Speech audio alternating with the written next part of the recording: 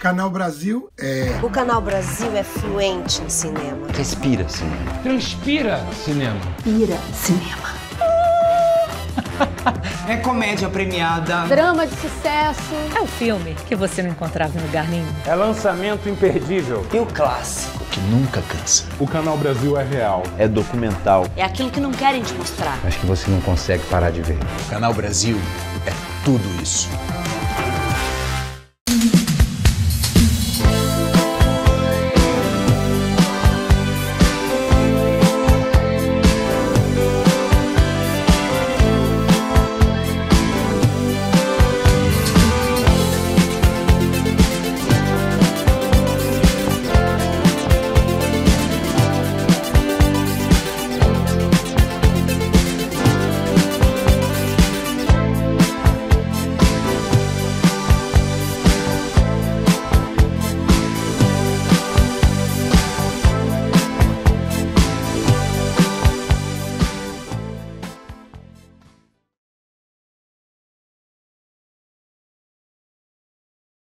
Bem, meu nome é João Carlos Rodrigues, eu sou um crítico de cinema, sou também, eventualmente, autor de uns vídeos, já fui roteirista e sou também um estudioso da música brasileira de vários períodos, inclusive do período do rádio.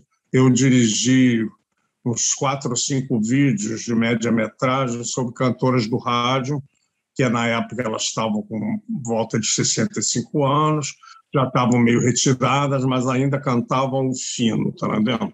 Então, eu hoje vou conversar aqui com o Felipe sobre o filme Estelinha, que é uma produção de 1990, dirigida pelo Miguel Farias Júnior. Alô, Felipe. Oi, boa tarde a você, a todos que estão nos assistindo. Vai ser um prazer conversar sobre esse assunto, né? Sobre música no cinema. Bom, a primeira coisa que eu percebi, né, quando eu assisti o filme foi, primeiro, a grandeza, né, impressionante da Esther Góes como atriz. É impressionante como ela leva o filme a um drama extraordinário. Eu fiquei impressionado com essa atriz nesse filme, como ela fez bem, como ela me tocou profundamente. E eu acho que esse filme me toca mais especialmente ainda, porque eu percebo como esse período vivido, né, no auge das cantoras do rádio, como esse momento foi importante para uma consolidação da música popular urbana brasileira, como essa herança das políticas públicas governamentais que levaram, por exemplo, a Rádio Nacional a ter a possibilidade de operar, de ser operacional da forma como foi, de conquistar corações e mentes no Brasil inteiro, de produzir, de resultar, né, numa integração nacional, claro, de forma irregular e talvez de uma forma até desigual, mas de forma que produziu a circulação de artistas de todas as regiões brasileiras, trouxe essas músicas regionais para o rádio, simplesmente para um palco, né, que era acessado por milhões de pessoas, milhões de brasileiros, né? E eu não tenho nenhuma dúvida, né, que esse período áureo do rádio, né, a era de ouro do rádio, né, em que a gente pode situar aí de 40, 50, até um pouquinho dos anos 60, talvez, como essa era de ouro do rádio, como ela foi importante para consolidar o que eu penso ser essa música popular brasileira urbana, que se consolidou na nossa memória. Pelo menos na minha memória, eu vejo como essas músicas são, até hoje, modelos, seja por estratégias composicionais da canção brasileira, seja até pelo surgimento de valores que levaram a engajar o surgimento de outros valores. Eu digo isso até, não sei se eu vou avançar demais, mas porque com o surgimento da televisão, o modelo de programação e de relação também, de vínculo do público, do rádio, essa linguagem, ela foi transposta para a TV. E então a TV também teve na sua programação uma farta presença de música, tanto como atração principal, como os programas musicais, que eram copiados dos modelos de rádio, como a presença da música de outras formas, como música incidental, etc., na publicidade, em todas as aberturas de programas, etc.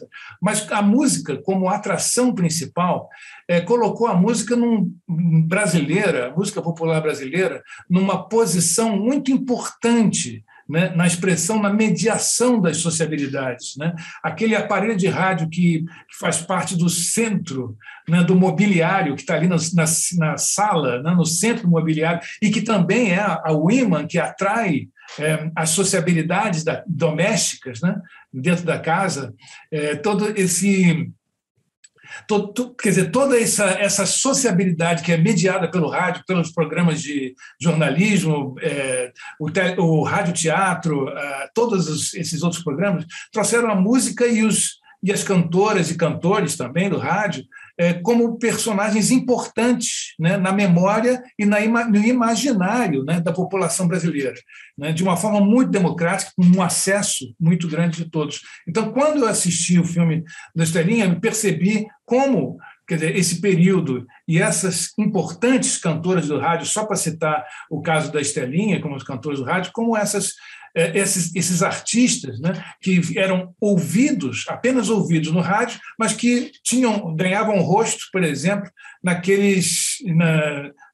mídia impressa, como a Revista do Rádio, por exemplo, que os pesquisadores podem encontrar na Biblioteca Nacional, digitalizado, todas as notícias, todo aquele tipo de comunicação ali, tudo aquilo formou um imaginário e um tipo de vínculo com o artista popular brasileiro que eu acho que foi não apenas revelador de talentos daquele período, mas como formador, principalmente nesse sentido formativo de outros artistas das gerações subsequentes. Você tem razão. Vamos começar pela Rádio Nacional.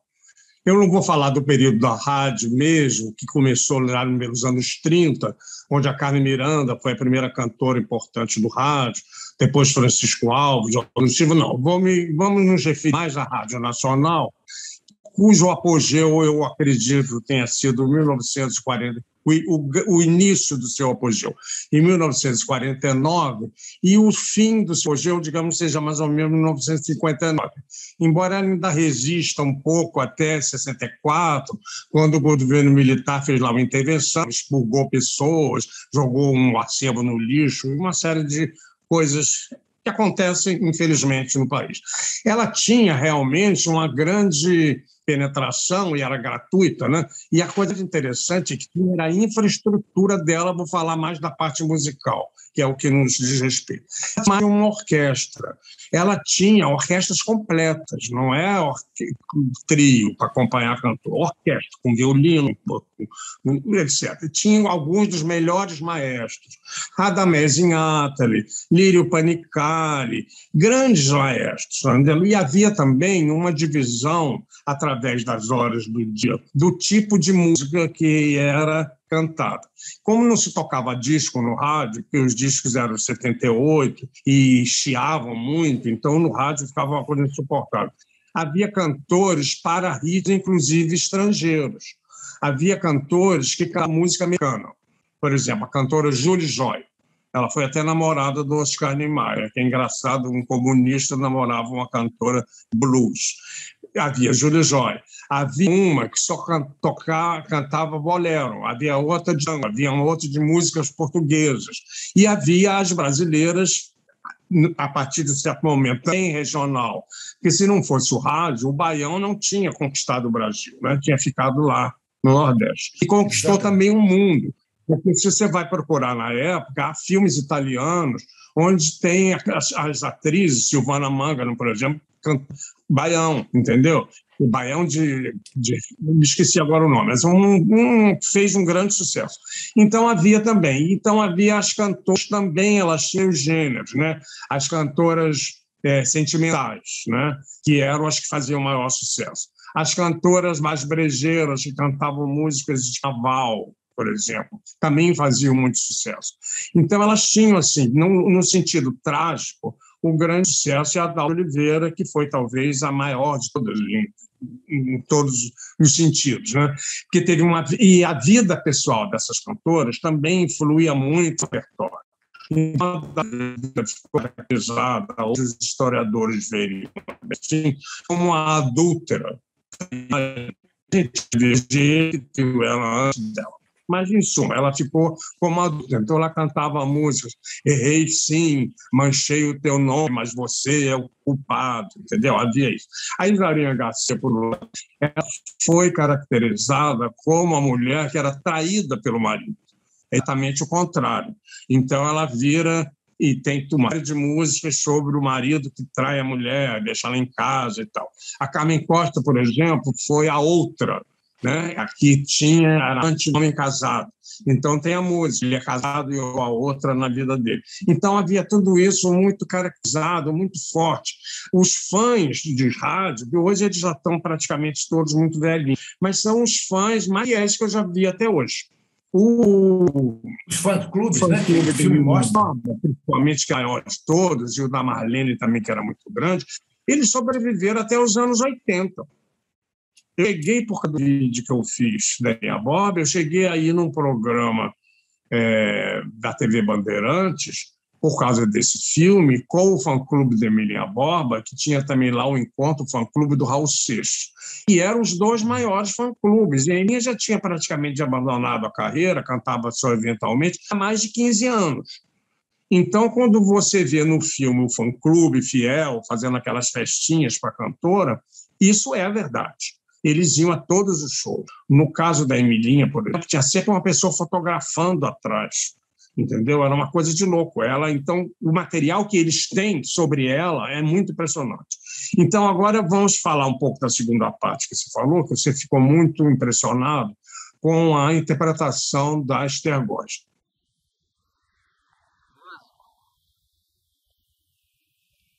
Você não é um desses roqueiros que andam por aí, não, né? Eu detesto rock, hein? Eu faço rock. Vai ficar rico, hein? Só sambista que tá na merda mesmo. Minha mãe era fã da senhora. Porra, para de me chamar de senhora. Que senhora? Tô tão velha assim? Não, que isso? Ela não é mais? O quê?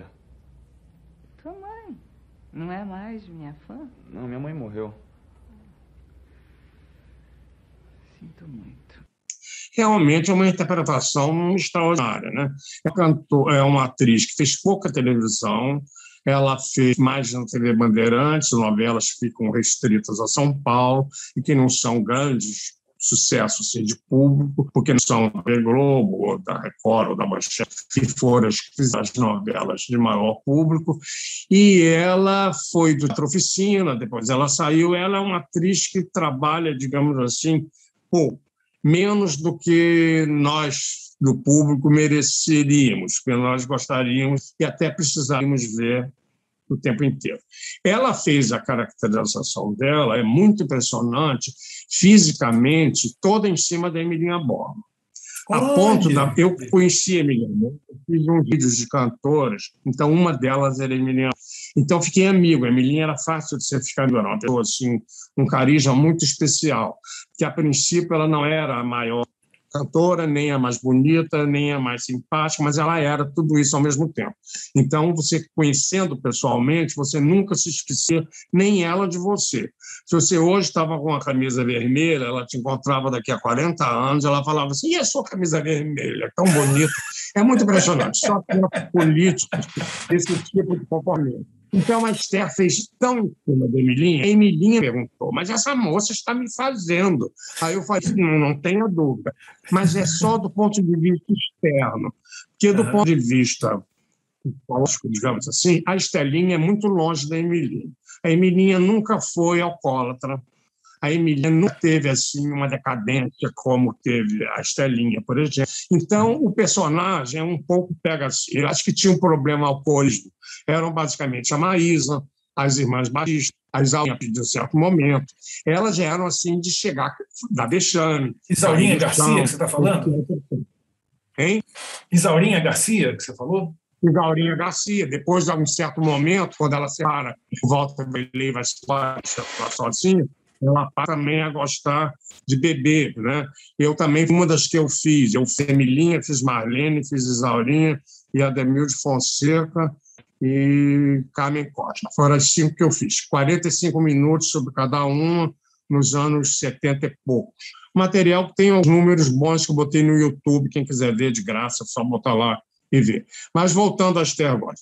A Esther Góes faz realmente extraordinário. Eu acho uma pena que eu conversei até sobre o Miguel Faria sobre isso. Uma das grandes críticas que existe sobre o filme é a dublagem da Esther Góes pela Adriana Calcanhoto.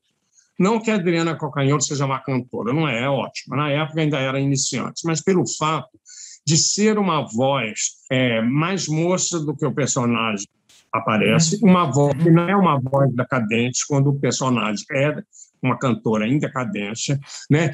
E por ser também um pouco moderna, como a cantora era uma cantora moderna. Então, houve reclamações, mas eu acho que, no total, acaba funcionando, mesmo assim, porque o personagem é muito construído, né? E a atriz ainda mais do personagem. Então, eu acho que isso é um fato que eu acho que o fã-clube das cantoras, geralmente, quem conhecia a Rádio Nacional, não necessariamente o fã-clube da Emilinha, foi que reclamou dessa dublagem. Eles achavam que era uma voz muito jovem para uma cantora em decadência. Tem uma certa razão. Não chega a atrapalhar, mas poderia ter sido melhor. Quem poderia fazer? Não sei. Talvez a Doris Monteiro fosse uma cantora que não tinha muitos tiques, mas também era uma cantora que, na época, também estava ainda com a voz boa, embora da idade quase próxima do personagem também. Mas, em suma, a gente falar do que existe, não do que poderia ser ou do que nós desejaríamos, né? Nesse ponto, é realmente bem-sucedida a escolha da Esther Góes, a interpretação, nota 10. Eu acho uma das melhores interpretações femininas do cinema brasileiro. Vejo poucas que possam chegar perto e não vou aqui citar, porque quando ele cita uma, 99 ficam tristes. Então, fica para outra hora. João, especificamente olha, eu poderia falar em outro. E aí? João, olha, eu estou ficando aqui super contente, porque esse é um assunto que me desperta bastante interesse, né? Eu realmente fiquei encantado com o filme, mas muito encantado com o que o filme dialoga com o que eu me lembro ou com o que eu já li da Rádio Nacional, né? Eu sou nascido em 58, eu peguei o finalzinho do finalzinho, mas eu me lembro da minha infância o meu início, minha primeira infância, ouvindo rádio o dia inteiro, e ouvindo músicas italianas, músicas francesas, ouvindo uma diversidade de coisas no rádio, o rádio sendo ainda uma... Apesar de já haver televisão na minha casa, eu me lembro que o rádio tocava o dia inteiro, até porque a televisão não ficava ligada o dia inteiro, porque não tinha programação o dia inteiro, ainda não tinha isso. E eu ouvia muito rádio, e quando eu começo a conversar sobre isso, eu vou me deparando com uma série de memórias importantes, e é aí que eu vejo como o cinema é importante, né? Como a linguagem do cinema é muito importante, porque seja a cena, seja a narrativa, ou seja a música que o filme traz, ele não é apenas indutor, ele, de fato, ele desperta, ele aciona as memórias representacionais do espectador e as emocionais também, com tudo o que tem direito relacionado a uma determinada música, uma determinada canção, ou produz novas representações, né? Uma música de um filme que a pessoa se apaixone, a partir dali ele já tem um vínculo com aquilo já vai para a memória com toda essa indexação, né, de símbolos, de tudo. E eu vejo, assim, você falou da Isaurinha Garcia, me chamou a atenção, porque eu sou organista, né, de formação, e é claro que eu conheço tudo, eu vi tudo de Walter Vanderlei, como referência, evidentemente, para tocar o órgão, ouvi tudo aquilo e ouvia falar da Isaurinha Garcia, né? Ouvia as pessoas falando bem, ouvia as pessoas falando mal, porque meus amigos eram muito mais velhos do que eu, eram organistas que tocavam à noite na Bossa Nova. Na época da Bossa Nova, tocavam na Boate Drink, no Rio de Janeiro e tudo. Então, eu ouvia essas histórias como uma coisa muito distante. Mas hoje eu vou juntando tudo isso e vai formando um leque de memórias muito grande. E eu, nesse momento, assim, ouvindo você falar, eu estou encantado de ver como essas memórias que o filme pode nos trazer, pode nos despertar, como isso é importante. É importante no sentido não apenas de resgatar a memória dessas cantoras, né, do rádio, mas eu sempre como compositor, naturalmente, né, eu fico sempre com há um grande efeito dentro de mim, né, perceber como esse tipo, quer dizer, como a produção musical intensa atraiu, né, talentos, atraiu os melhores artistas para integrar o cast das rádios, como aquilo ali participava da vida cotidiana das pessoas, das sociabilidades todas, e como isso ficou na memória. Então, quando eu vi o filme, a cena em que aparecem o fã-clube, eu fui dar uma pesquisada na internet rapidamente, nada muito profundo, não, e fui vendo como alguns fã-clubes ainda têm um sitezinho, ainda tem alguma coisa, ainda se comunicam, ainda se afirmam a existência. E também acessei a revista do rádio, né, lendo alguns exemplares e vendo um assunto que eu achei muito interessante, porque você citou o caso da cantora que cumpria mais ou menos uma personagem. Uma era a outra, depois a outra era a traída. Quer dizer, tinha um tipo de personagem, de persona, né, que as cantoras cumpriam isso. E eu me lembro de ter lido em algum lugar, eu acho que foi, não sei se foi no seu próprio texto que eu li, que havia vamos dizer assim, uma promoção das fofocas, e que essas fofocas, né, que ajudavam a mobilizar o público, o fã-clube, né, com embates e até mesmo vamos dizer assim, uma rivalidade que era inventada, era produzida dentro da própria Rádio Nacional e passada para as revistas, para a imprensa. Bem, a rivalidade da Marlene e da Emilinha foi muito alimentada pela imprensa, né, e também pelos fã-clubes, porque elas eram... Isso começou em 49, por isso que eu disse que em 49 foi o ano onde a Rádio Nacional... Porque havia a eleição da Rainha do Rádio. Essa eleição era feita por voto direto. Você comprava a revista tinha um cupom que era o voto, você escrevia o nome da cantora e você mandava pelo correio e era feita por ação. Durante todo o Estado Novo, a Linda Batista, que era ligada à família Vargas, foi namorada lá de um irmão do Getúlio, ganhou durante 15 anos. Quando acabou o Estado Novo, então começou a arte democrática. Então, no ano 49, tudo era esperado que ganhasse a Emilinha Borba, que tinha estourado com Tomara que Chova, Chiquita Bacana e mais uma terceira música. Para surpresa geral, ganhou a Marlene, uma cantora que vinha do Copacabana Palace, de São Paulo, que era uma outra história. Por que aconteceu isso? Porque a Marlene arranjou um patrocinador, eu acho que era o Guaraná Antártida, se não me engano, e comprou quase toda a edição da revista, preencheu os cupons e mandou para a revista do rádio, e a Marlene ganhou a eleição e foi declarada como se fosse uma frase. E isso criou uma briga, porque a Emilinha só foi eleita 3 anos depois. Então, essas brigas eram muito alimentadas. Elas, eu conhecia as duas. E você via, por exemplo, que havia uma alimentação, mas havia, a partir de um certo momento, elas ficaram um pouco, se afastaram, né? Uma chegou a ser madre do casamento da outra, havia toda uma tentativa de aproximação, mas a Marlene tinha uma certa implicância com a Emilinha, mais do que a Emilinha com a Marlene. Eu não sei porquê, ou até poderia falar, mas não é o caso aqui. Mas, voltando assim, a coisa mais que eu acho interessante dessas cantores também da Rádio Nacional, e que eles vinham das classes populares.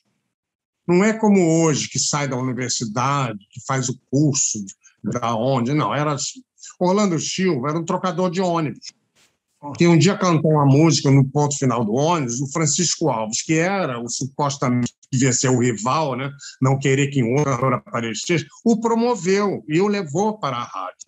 Entendeu? Então, você vê que havia... A Carmen Costa era uma camponesa que veio para o Rio de Janeiro trabalhar como copeira do Francisco Alves.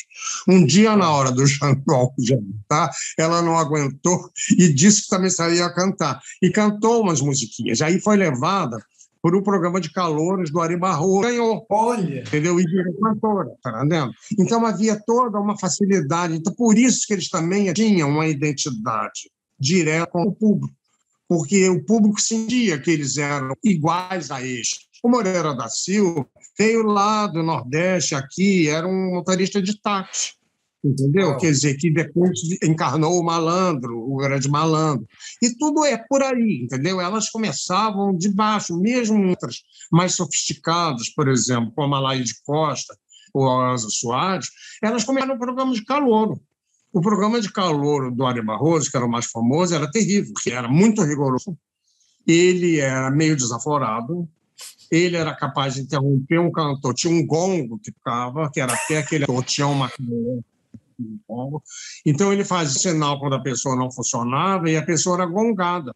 E ficavam envergonhados. A Isaurinha conta quando ela foi cantar a primeira vez, gongava. E ficou morrendo de medo de voltar para casa, porque os vizinhos estavam e vaiavam, entendeu? E debochavam e tal. Então, havia toda essa intimidade entre o público e o cantor, e o intérprete. Eu acho, e os compositores também. Eles não saíam da escola de música, eles eram sambistas que se reuniam ali no Café Nice, ou no ponto dos compositores ali na Praça Tiradentes, para vender músicas para os cantores. Às vezes, as músicas têm 5 autores, só um fez. Os outros 4 eram adendos. Assim. Um ajudou a escrever a partitura, o outro levou para o jornalismo. Então, entram como autores, entendeu? E não realmente autores.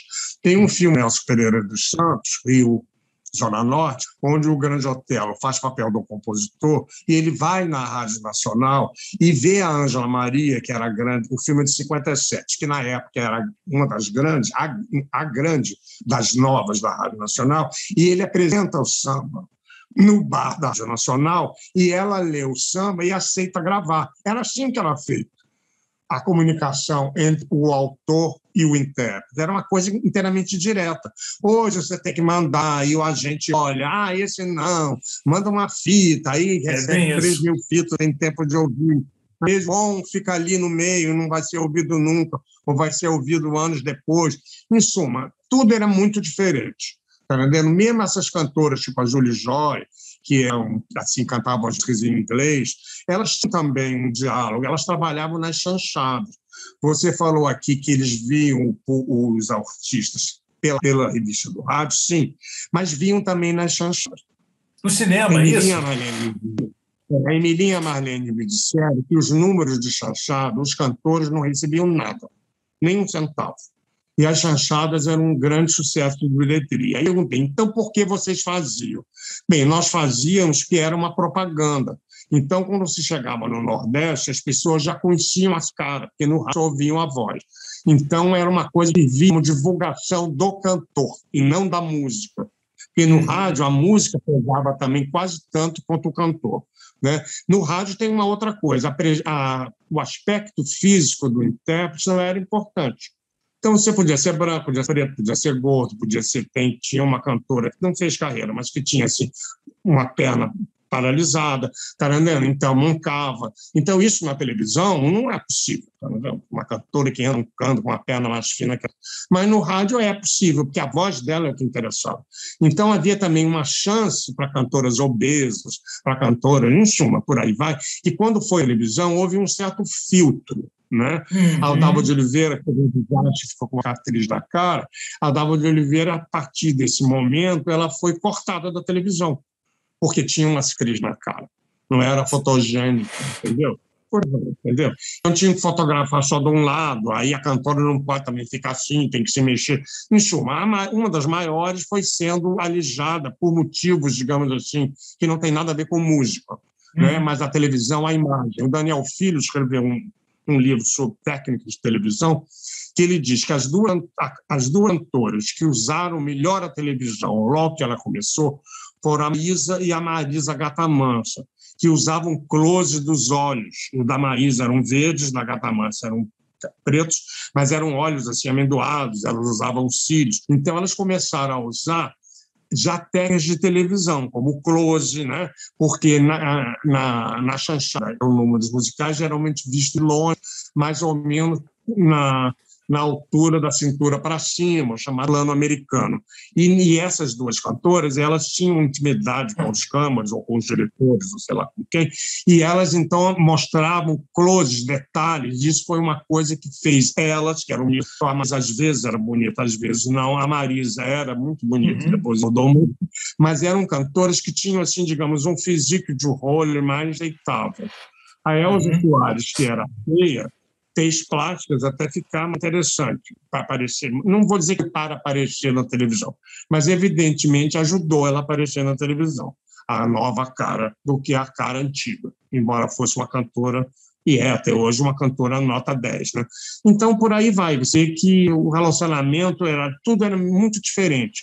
Na rádio havia pessoas que não fariam sucesso na televisão e eram ótimos. Olha, eu queria até, me lembrei de comentar um pouquinho sobre a música do filme de novo, né? Voltar um pouquinho na Estelinha, porque eu vi como eles fizeram, obviamente, um filme que trata de uma cantora, tem muita música diegética, ou seja, uma música que está sendo produzida e ouvida pelos personagens em cena. E alguma música não diegética, como que a gente chama de a música incidental, a música que só o público ouve. Né? Então, essa utilização, né, desses dois planos, né, da linguagem da música no cinema me chamou a atenção, porque, evidentemente, o filme traz uma cara da música. A música tem a cara de 1990. Né? Ela não procura reproduzir um outro papel, porque se passa em 1990, ou pelo menos na década de 80. Quer dizer, entende-se que o filme é mais ou menos contemporâneo. Só tem um momento que me causou uma estranheza, que é quando a personagem do Marcos Palmeira, logo que ele faz contato com a Estelinha, ele pega um dos discos que se subentende que era da mãe dele, né, um dos discos dela, coloca no toca-disco, e ao tocar, o que se ouve é uma orquestra eletrônica, uma orquestra tocada por teclados e não por instrumentos acústicos, né?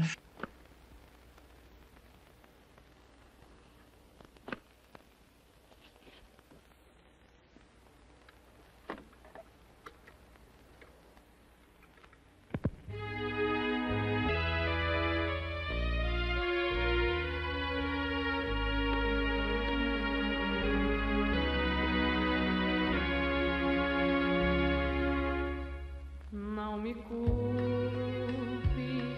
se eu ficar meio sem graça toda vez que você passar por mim. Tudo bem? Ela canta muito. Nesse momento, acho que causa um problema importante de linguagem, porque a gente estaria ouvindo um disco antigo, só que utilizando a linguagem da música usando sintetizadores, né, teclados, é isso que eu estou querendo me referir. Foi o único momento em que eu senti... Sim, pode falar. Você tem toda razão, isso foi reparado por outras pessoas, e até no meu texto eu acho que eu falo mais ou menos isso. E também até algumas músicas do repertório, digamos assim. A cena final, que é uma cena extraordinária, onde ela canta aquela música do Francis Raime e do Chico Buarque, naquele momento a música funciona, mas eu pergunto se seria uma música do repertório de Estelinha, o personagem. Mas eu acho que talvez sim, porque uma cantora que quer voltar pega algumas músicas do repertório moderno. Né? Eu cheguei a ver no Cezinha do João Caetano, todas essas cantoras voltando, mas sempre botavam uma música do Chico ou do Gilberto Gil, hoje não sei quem, para poder ser modernos, né? Mas no caso que você está falando da direção musical, tem momentos, sim, que fica um pouco estranho, assim como a voz da Lidrena Calcanhoto. Acho que é o mesmo problema. Há um som moderno, a hora que deveria ser menos moderno. Não chega a atrapalhar. Pois é, assim, eu acho que às vezes é um pouco de preciosismo, porque a gente trabalha com isso, né? Trabalha nessa área, e todo detalhe a gente está pegando. Mas eu tenho uma coisa que também no seu texto, que eu quero chamar a atenção, trazer aqui para a gente conversar, que é quando você fala um momento assim que a Esther Góes tem uns pequenos trechinhos de música que ela canta que eu achei a voz dela ótima. Né? Eu acho que você menciona isso também. E não teria problema nenhum, porque a voz dela, como não é uma cantora, existe uma entrevista dela que ela diz que ela não é cantora e tal. Mas a cantora, o personagem, já é uma cantora em decadência, já querendo já alcoólatra. Então, o fato da voz ser um pouco gasta, e até às vezes, digamos, sair fora do compasso ou do tom, eu acho que daria a cor ao personagem, e não atrapalharia. Houve da produção um desejo de fazer a coisa muito clean, muito que não atrapalhou, mas poderia ser menos clean, eu acho que teria chegado mais ao público. O problema desse filme do público é que ele não foi praticamente lançado. Ele foi um filme que teria tido uma boa carreira, mas ele foi o último filme, cronologicamente, distribuído pela distribuidora da Embrafilme, que era uma distribuidora poderosíssima. E quando entrou o Collor, mandou fechar. Fechou tudo. Então, ele ganhou engramado quase todos os prêmios, e ele, para ser lançado, demorou um ano, ou talvez até um pouco mais de um ano. E ele foi lançado muito mal, teve um processo para tirar da Embrafilme. Ele foi lançado, ficou uma semana em cartaz e foi retirado. Houve, então, um manifesto de amigos do diretor, pessoas ilustres, importantes até, Goulart, Chico Buarque, Caetano, pedindo para o filme voltar ao cartaz. O Estação Botafogo trouxe, mas não teve mais repercussão. Um ano depois dos prêmios, ninguém mais se lembra, as pessoas no tempo do Collor, todo mundo já estava com a cabeça em outro lugar, né? Tinha tido as contas confiscadas, os temas já eram outros, né? Que foi uma pena, porque foi um filme feito para ter, como diria assim, um diálogo com o público, né? Ele se cercou de ótimos profissionais. O roteiro é do Rubem Fonseca, é um roteiro que tinha sido escrito, se não me engano, para o programa Quarta Obra da TV Globo e tinha sido recusado. É um roteiro original do Rubem Fonseca, não é baseado em nenhum romance dele, é um roteiro que ele fez. Havia no roteiro, eu conversei com o Miguel Farias, com outras pessoas, que eu nunca li o roteiro, havia uma coisa muito típica do Rubem Fonseca, que é o ódio ao mundo, o ódio ao ser humano, né? Que ele, no filme isso é muito amenizado pela Esther Góes e pelo diretor, porque no final do filme ela era presa, entendeu? Ela dava a cara, ela terminava presa, via como se fosse uma citação daquele filme Crepúsculo dos Deuses, quando a Glória Swan é uma atriz do cinema mudo e fica louca, e essa escada, entendeu? E todo mundo fotografando, havia essa citação, e ela ficaria louca, então ela, quando decidiu para ser presa, ela estava achando que ela estava indo para um programa de televisão, porque tinha vários toques de câmera. Isso seria uma cópia, quase, do Crepúsculo dos Deuses. Sim. E também botaria para baixo o personagem da Estelle, né? Que o filme inteiro é o personagem da Estelle. Então, o diretor mudou, o filme termina sem você saber o que vai acontecer, ela dá a facada, foge, ela está tão na pior que ninguém mais sabe quem é ela vai parar num lugar muito baldio, os mendigos reconhecem ela e ela canta maravilhosamente para os mendigos, ou seja, para o público que a reconhece. Criaturas que o mundo esqueceu, como ela, naquele momento. Então, eu acho que invisíveis como ela, né? Sacada de diretor. Porque se eu me terminasse ela sendo presa, agarrada, seria mais um filme e mostrar assim mais o Rubem Fonseca do que o Miguel Farias. Porque o Rubem Fonseca realmente é de mal com o mundo, né? E como autor, isso funciona muito bem. No caso desse personagem, o personagem é muito simpático, apesar dela ter todos os defeitos, ser meio uma carata, ela é um personagem interessante. E a atriz faz você ficar do lado dela. O filme foi feito como um contraponto, né, pelo roteiro, entre um cantor de rock e uma cantora da Rádio Nacional. O cantor de rock, que faz sucesso, tenta ajudar a cantora da Rádio Nacional, que teria a favorita da mãe, que já morreu. Aqui tem um defeito do roteiro, eu teria posto a mãe viva, né? Mas tudo bem, a roteirista faz como bem quiser. Mas esse personagem do roqueiro, ele é totalmente eclipsado pelo personagem da cantora. Ele vira um coadjuvante. A partir de um certo momento, ele é um coadjuvante, ele não é um co-estrela junto com ela, como teria sido a intenção original. Porque o personagem dela é muito forte. Uma cantora do rádio mais alcoólica, ainda mais querendo voltar à carreira, é um personagem muito mais denso e muito mais forte do que um cantor do Rock Brasil que faz sucesso. Início de carreira, Entendeu? Então, isso acontece assim, a atriz tomou conta do filme. O personagem tomou conta da atriz, e a atriz tomou conta do filme. E eu acho que isso, o espectador, é uma coisa maravilhosa, porque é realmente uma interpretação, é realmente um personagem absolutamente incrível, né? Ou seja, aquelas cantoras poderiam ter chegado a esse ponto, né? Não um terreno baldio, mas, em suma, como metaforicamente, né? E algumas sim, e outras não. Entendeu? Então, quem conhece as cantoras, uma geração, eu não conheci. Você nasceu em 58, eu nasci em 49. Mas eu não fui à Rádio Nacional, nem vi a Rádio Nacional. Eu sou do Rio de Janeiro, da Zona Sul, que não acho nenhum defeito, um acidente de percurso, mas acho bom. Mas eu cresci ouvindo muita música brasileira, mas não Rádio Nacional. Na casa dos meus parentes, era Cid Almeida, Silvio Carlos, entendeu? Ana Maria já achava um pouco estridente. Gostavam de Elisete Cardoso, gostavam de Maísa. Então, eu tive uma base. Mas Rádio Nacional, Marlene, Emilinha, nunca ouvi. Eu depois conheci essas cantoras através, de certa maneira, da Maria Bethânia.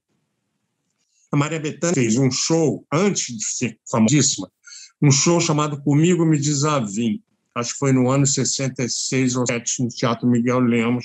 Foi o primeiro show dela dirigido pelo Cláudio Arato. Teatro pequenininho, ainda nunca falava desse show e talvez tenha sido um dos melhores. Onde ela falava dessas cantoras, então ela cantava a música da Isaurinha, a música da Dalma, a música não sei quem.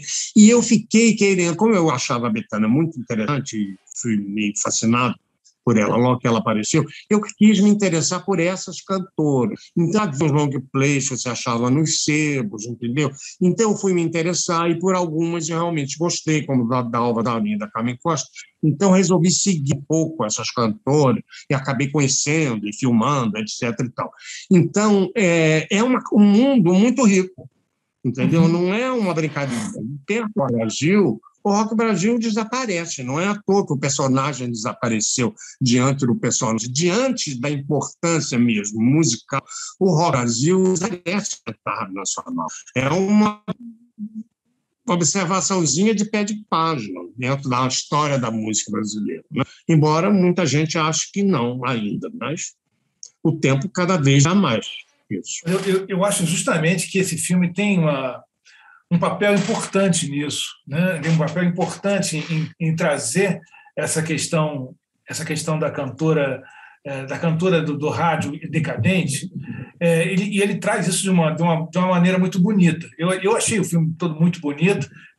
Todas as ressalvas que a gente falou aqui relacionadas à questão da produção são coisas que não são deméritos que causem assim que tornem o filme ruim. O filme é muito bom. Eu gostei muito de assistir o filme e recomendo, né, que as pessoas assistam o filme.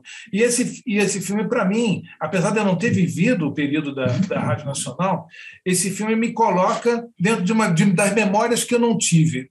Em que sentido? Quer dizer, eu com essas pessoas que eu conheci no início da minha carreira de músico, ainda no final dos anos 70, 1978, 76, 77, 78, eu estava tocando na noite no Rio de Janeiro, nesse período, eu ouvia muitas histórias. Então, isso trouxe algumas memórias para mim de pessoas que viveram um período em que a música tinha um papel muito importante, ainda tem, né, um papel muito importante na sociabilidade, mas a música trazia para eles, né, aquele tipo de memória que eu acho que esse filme representa, atualiza, traz para os dias de hoje esse tipo esse período que foi construído, né, com o surgimento da Rádio Nacional, e que como eu afirmo, né, vou afirmar novamente, eu acho que toda a geração da época dos festivais, né, de 66, 67, 68 em diante, aqueles anos de ouro que o Zusa Homem de Mello escreveu no livro dele, A Era dos Festivais,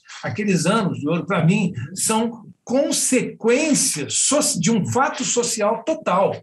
E, para mim, o fato social total é essa função primordial da música dentro da comunicação, que era da rádio e ainda era na televisão, né? Ainda tinha esse papel muito importante. E eu vejo como esse filme tem um papel muito importante de trazer, de atualizar isso, né, de recolocar isso nos debates, na memória. E não é o único. Quer dizer, mais de uma vez eu ouvi de produções de teatro, pelo menos no Rio de Janeiro, que eu tive notícia, produções de teatro, acho que foi pelo menos mais de um espetáculo musical que tratava exclusivamente do repertório da Era de Ouro do rádio. Então, pelo menos, eu me lembro de talvez uns 2, né? Olha, teve um muito bom, até dirigido pelo Ney Matogrosso, sobre as Irmãs Batista, era ótimo. Eu vi sobre o Loura, eu vi João do Silva, eu vi mais de um sobre Carmen Miranda, eu vi um sobre a Costa, a produção do Paraná, quem dirigiu foi até o irmão mais velho do Itamar Assunção, e a irmã dele fazia Carmen Costa jovem. Eu vi vários, não é um nem dois, fizeram filme e seriado na televisão sobre a Maísa, fizeram sobre a Dalva de Oliveira, fizeram um filme sobre a Dalva de Oliveira, fizeram peça de teatro sobre a Oliveira, que foi Ilha Pera que fez. Uma coisa interessante de falar sobre Estelinha e a escolha da Esther Góes é uma coisa interessante. A primeira escolha do Miguel Farias era a Marília Pera para fazer Estelinha. A Marília Pera não pôde fazer porque estava fazendo um outro filme, já estava com o contrato assinado, então bateu na Esther Góes. Eu acho que foi uma grande felicidade, embora a Marília Pera seja uma grande atriz, ela tem um pé na comédia, a Marília Pera. Ela é uma atriz que critica o personagem. Então, seria outro filme. Seria um filme onde a Estelinha seria também criticada, e não que a Esther Góes fez, que ela fez como um melodrama, que ela se entrega totalmente e acaba carregando o público junto, que dá um sentido de tristeza, de melancolia, e faz você simpatizar com o personagem. Acredito eu, não tenho certeza, porque a outra versão não existiu, melhor do que se fosse representada de uma maneira irônica. Eu acho que a escolha da Esther Góes, mais do que tudo, funcionou bem por isso, por ela ter se entregue pelo lado melodramático, que tem a ver com as músicas, que são Lama, né? E outras, assim, músicas que o seu passado foi Lama, entendeu? E por aí vai. Um mundo que hoje em dia parece que não... As pessoas acham que passados de ninguém foi Lama e viviam em pleno lamaçal, né? É loucura. Eu queria te perguntar uma coisa. Antes havia, se você talvez não possa responder essa pergunta, se você não pudesse dizer, não posso responder. Eu acho que antes havia uma interlocução, e eu diria mesmo uma interferência de quem escuta rádio no repertório das rádios. Por exemplo, eu me lembro que havia um programa na Rádio Tamoio, quando eu era adolescente, chamado Músicas na Passarela. Essas músicas tocavam a tarde inteira, votadas, e às 6 horas da tarde, então passava acho que às 10, ou às 5, mais votadas. Então havia uma votação das pessoas, telefonavam, e as músicas tinham uma cor. Você ligava, vó na música amarela, vó na música, não sei o que lá. E havia um leque muito grande, que eu me lembro que uma das músicas que concorria, por exemplo, era Cara de Palhaço, com a Isaurinha e o Walter Vanderlei. não sei se é 62, 63, por aí. É uma música que normalmente não estaria, digamos assim, no Hit Parade, que já era em plena nova. Então, tinha músicas de Minha Tele, não sei quem, uma coisa mais sofisticada, digamos assim, ou querendo ser mais sofisticada. Então, havia uma interferência. Eu te pergunto se isso não foi uma coisa também que prejudicou a divulgação de certas músicas, que ao que me parece que ela vem determinada pela gravadora qual é a música que vai tocar.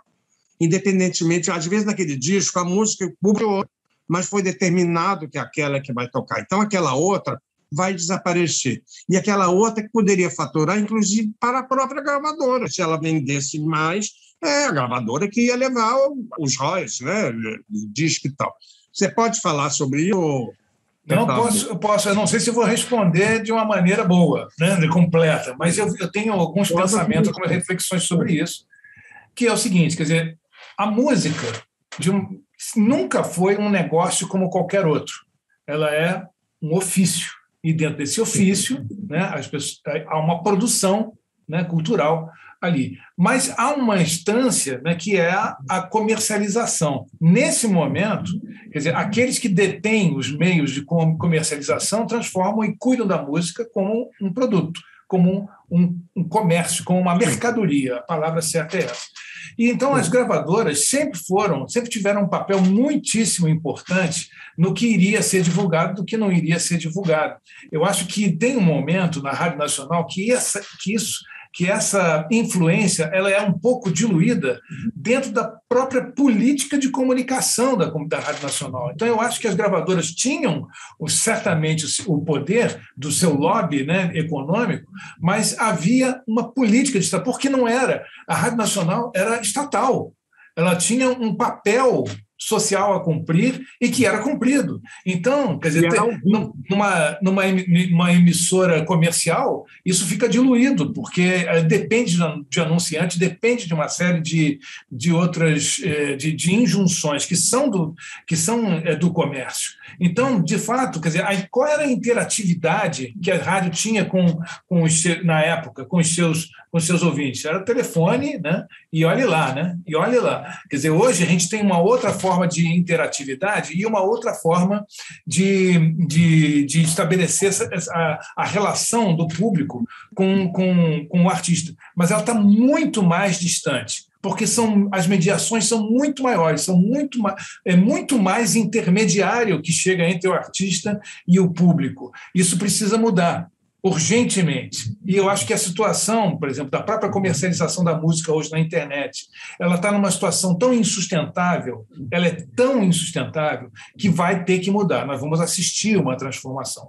Mas, então, resumindo, para responder a sua pergunta, eu acho que sim, e eu acho que isso tem a ver com o fato da Rádio Nacional ser estatal e de ter uma política, né, uma política pública de gestão, né, dos produtos culturais, como no caso aí a música, né, que permitiam, por exemplo, o Dorival Caymmi chegar no Rio de Janeiro sem nenhum tostão, procurar dizer: sou compositor, sou cantor, e entrar, subir, né? Aonde que isso ia acontecer hoje, né? Quer dizer, então você tem uma relação que se aproxima, tudo que você descreveu até agora, como muitos artistas que vinham das classes mais populares e que chegavam ali através de um programa de auditório, através de um concurso de canto e tal, tinha muitos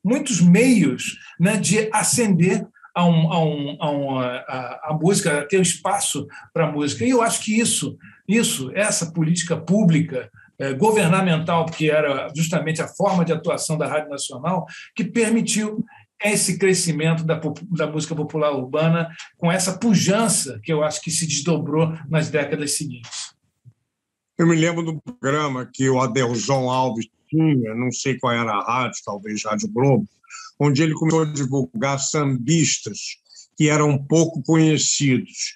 Então, ali, você descobriu, era um programa tarde da noite, e mesmo assim ele conseguiu formar um público que foi descobrindo. E Dona Ivone Lara, por exemplo, começou a cantar com 60 anos de idade. Como que ia aparecer no Hit Parade uma cantora gorda e pobre e preta do subúrbio e com 60 anos de idade? Só num programa onde o apresentador tivesse a liberdade de mostrar o cantor que ele quisesse, a música que ele quisesse, né? E o público gostava. Xangô da Mangueira, todos esses sambistas, assim, mais da velha guarda, que depois gravaram discos, Nelson Cavaquinho tocava. Cavaquinho tem uma voz rouca, uma voz difícil de até entender as palavras, mas para tocar no rádio não era fácil, mas tocava. Hoje em dia eu acho que não passa nem pela porta do rádio. Também não existe mais o objeto disco, né? Esse é um problema. Hoje é comercializado uma música. Então, por exemplo, assim, se você é um novo cantor, você é ótimo. Você lançou a sua música no YouTube, né? Que é hoje um dos veículos, digamos assim, mais usados e mais populares, talvez. Mas como ninguém sabe quem é você não tem uma gravadora que vai fazer um release para mandar para a imprensa, etc. Tal, você só vai ser descoberto por acaso, se alguém clicar ali no seu YouTube e ouvir você. Se não, você ficar ali online, talvez por séculos, sendo o melhor do mundo, e talvez só tenha 5 pessoas que por acaso clicaram. Não existe uma coisa, um catálogo, sei lá como seria, uma lista, um lugar, um crítico que pudesse dizer, olha, esse é bom, ninguém conhece, vão lá ouvir. Não tem, até pode ter a pessoa, mas não tem a repercussão, né? Porque já diz que jovem de menos de 30 anos não lê mais jornal. Tudo bem, então vamos ver das coisas como. Daqui a pouco tem uma guerra aqui na esquina, mas não esqueceu de ler. Aí foi comprar o pão e levou uma granada na cabeça porque tinha esquecido de ler que na esquina tinha uma guerra. Então fica difícil. Pela televisão você consegue saber, mas não é a mesma coisa você ler um artigo profundo do que você ver 5 minutos na televisão, que até pela imagem te dá muitas informações. Mas os comentários nem sempre, porque tem que ser 5 minutos. 5 minutos você não afunda nada, você mostra, né? E a consequência, que seria o pensamento, a respeito, a reflexão, não tem. Quer dizer, então eu vejo como uma coisa muito difícil hoje você divulgar a arte, e não só arte, mas estamos falando de música, mas também literatura, também cinema, também como explodiu a coisa, dissolveu a coisa da propaganda. Aonde você vai saber que tem pessoas maravilhosas no YouTube? Só por acaso, ou se alguém te disser. Antigamente tinha, a gravadora lançava, botava um anúncio no jornal, uma matéria, olha, esse mês a gravadora vai lançar fulano, beltrano, então você sabia, então você podia procurar. Hoje em dia é difícil. Eu acho que tem uma coisa importante assim, que eu queria só comentar dessa última fala sua, que a partir dos anos 70, 80, a gente teve muito nas rádios o chamado jabaculé, o jabá, o famoso jabá, né? Quer dizer, que as discográficas pagavam para tocar, quer dizer, existia compra do sucesso. Isso se estabeleceu, se consolidou, e hoje em dia nós temos outros tipos de jabá. A música agora está toda distribuída através das plataformas digitais. Hoje você compra, por exemplo, a colocação da sua música em playlists, né? Você também pode comprar likes, audições, né? Robôs que vão fazer esse tipo de coisa. Então, hoje a gente está numa produção fake de sucessos que é muito grande também. Então, o que eu quero voltar na questão da rádio, voltando alguns anos atrás, é que nós tivemos no Rio de Janeiro, aliás, no Niterói, a Maldita, né? Que era uma rádio FM, que aceitava os cassetes das jovens bandas de rock, né? De Brasília, do Rio de Janeiro, de todos os lugares, onde surgia uma banda de rock, eles conseguiam gravar um cassete, eles tocavam, sem pagar jabá. Eu mesmo levei lá da primeira banca... Era a Fluminense FM. Chamada Punk Molotov, a música Ódio às TVs. Fui paguei essa fitinha que foi levada lá e tocou muito tempo. Havia essa possibilidade. Sim. Entendeu? Você vê como isso rompeu. Como isso rompeu uma lógica perversa, né? da comunicação. Voltando agora ao filme, tentando fazer um link disso com o filme, quer dizer, hoje em dia, uma cantora de qualidade, como Stellinha, por exemplo, ela não conseguiria chegar ao estrelato, só por uma sorte, né, única, por alguém se subisse horizontalmente, digamos assim, como os franceses dizem, que no caso da Stellinha não era o caso. Então, você vê que a coisa foi ficando cada vez mais difícil, são funis, né? São filtros que vão filtrando e cada vez fica menos popular, menos interessante, e não sei onde vai parar. A Stellinha hoje talvez tivesse gravado um compacto, e olhe lá. E mesmo assim... Sim. Vendo o filme, você vê que é um personagem, é uma cantora, tem um repertório, tem uma coisa que hoje não proliferaria, morreria no ovo. É uma pena, andamos para trás nesse ponto de vista. A tecnologia avança em muitas coisas, em outras regride. Nesse caso da divulgação musical, acho que aconteceu, né, infelizmente. É um outro mundo, né? É um outro momento, né? Eu quero encerrar a minha fala citando um artista, Antônio Nóbrega, que agora está fixado em São Paulo, mas ele é egresso do Quarteto Armorial, né? E ele cita muito como referência para ele Vicente Celestino.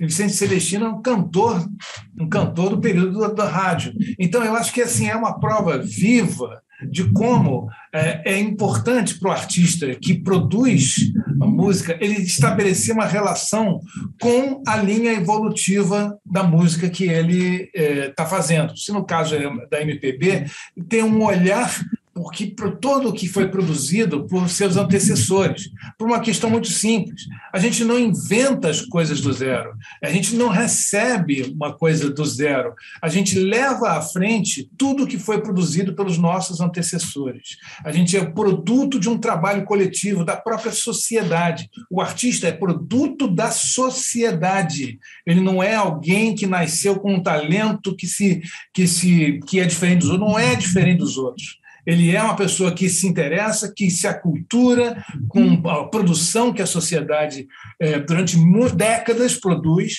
e é muito importante para todo artista que ele possa estabelecer um diálogo com o passado da sua cultura, e aí entra assim, a importância do filme Stellinha, de recomendar às pessoas que assistam o filme Stellinha, porque ele ele atualiza toda essa experiência que foi tão incrível para a música brasileira, pelo menos para a música brasileira urbana, mas também de todas as músicas, todos os gêneros brasileiros que puderam ser abraçados pelo período da Rádio Nacional, atualiza a gente hoje, né, desse fenômeno que eu acho que ainda tem muitas heranças para a gente resgatar. Quero agradecer aqui o convite, né, e dizer que fiquei encantado com a oportunidade de conversar com você, João. Muito obrigado. Bem, quem agradece eu, né, a mostra do curto e a você também, porque a conversa foi boa. Eu, raramente tenho oportunidade de conversar com pessoas do rádio, né, que são pessoas que divulgam músicas, né? Então, é interessante saber pelo ponto de vista diferente das pessoas de cinema, diferente das pessoas de literatura, que geralmente são os meios onde eu mais ando. E eu quero realmente recomendar que, além do filme, também se interessa pelas cantoras nos quais o Rubem Fonseca, o Miguel e a voz se inspiraram. Tentem ouvir, tem no YouTube muitos, se vocês procurarem essas cantoras do rádio, vão aparecer várias, com números maravilhosos, músicas que pouca gente hoje em dia se lembra, entendeu? Cantoras de primeira, é isso que eu queria dizer. Vamos conhecer também o passado para ir para o futuro com mais pé no chão. E viva Stellinha! Viva Stellinha!